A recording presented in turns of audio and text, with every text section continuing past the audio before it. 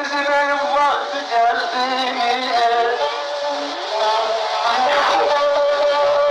Lale sündür mor sündür bağlara. Hayır söyle bizim köyün vakti geldi. Geldi, geldi. Zalim söyle bizim benim vakti geldi. Geldi. Ağadan giden giden açtın ağrısı. Koyun gözüm kaldı yaylara girdi. Var orası gene. Ne var çektin ağrısı. Gelecekten sürerim zamanı. Söyle ki gelsin, söyle ki gelsin. O halin gelsin. Ya söyle hasretlik cana yetti. Bizim özler heveslimdir bitti. Sevdiğim kız yaylalara gitti. Hani söyle bizim evin vakti geldi. Geldi, geldi. Hani söyle bizim köyün vakti geldi. Geldi. Ağadan gidip çubuğumdan kime mümkün. Kar yağan dağlarla süpürsünler ekmeğini. Ekinlerden çektim arpakını. Geleceksen bizim zamanı. Söyle ki gelsin, söyle ki gelsin. Uzağım gelsin.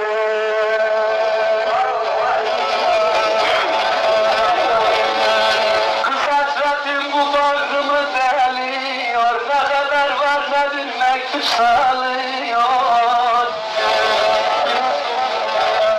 Uygun dibine boyun budu ne diyor. Hani söyle bizim köyün vakti geldi mi? Geldi. Hani söyle bizim köyün vakti geldi mi? Geldi. Ah dedim tabi bana bir derman söyle. Çok sağ ol, çok sağ ol. Bana senin derdin çaresizdir.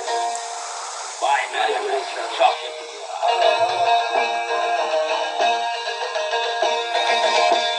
Dedim çeke kurban belendim böyle. Hiç aşık gördüm mü yarasız mı? Akşamın aklında şerefsiz değil. Akşamlar oldu dedim ha. Vallahi değişti anladın mı? Ay canım aklından. O kadar. Hayli zamanımızı Rab'la yaşarız.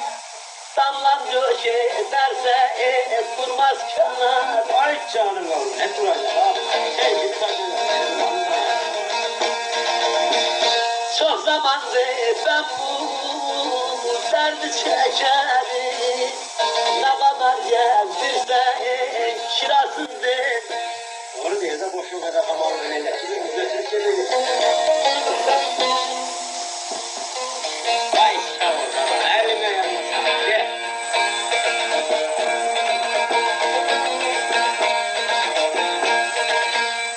Temelinde ağlamışam gülmedi.